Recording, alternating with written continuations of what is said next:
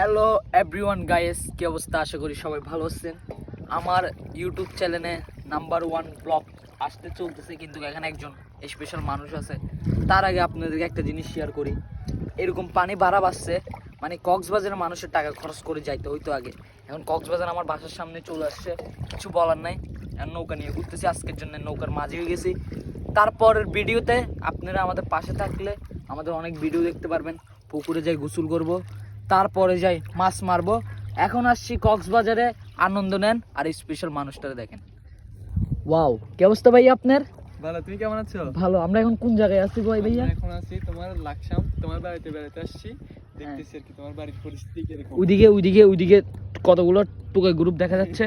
এগুলো হলো আপনারা জীবনে কক্সবাজার আসলে এরকম নৌকা দেখলে মানে কাছে যাবেন না, কারণ ওরা ডাকাত, ছিনতাই করে দিনে দুপুরে। ওই সাদা গেঞ্জি যে ছেলেটা, ওইটা আরই মেন। ওর কাছে যাচ্ছি আমরা, আপনারা ওর ভিডিও দেখতে পারবেন। ঠিক আছে।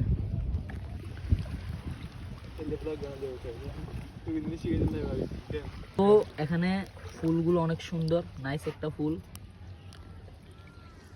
এই ফুলগুলো অনেক সুন্দর, ঠিক আছে। আসলে কি বলবো, দুঃখের কথা। সো দুঃখের কথা কি বলবো, মানে বন্ধুরা প্রোগ্রাম করছিলাম আমরা সবাই কক্সবাজার যাই ঘুরে আসবো, কিন্তু যে যে কাহিনী হলো লাস্টে, ওটা হলো 20,000 টাকা বাজেট করছিলাম আমার বন্ধু, আমি, শুভ আর কয়েকজন মানুষ। ওগুলোকে দেখানো যাবে না, ওগুলো সিক্রেট, ঠিক আছে। কিন্তু কাহিনী হয়ে গেছে, স্বপ্ন যেটা দেখছিলাম ওটা বাস্তব আমাদের সামনে এসে গেছে। এই তো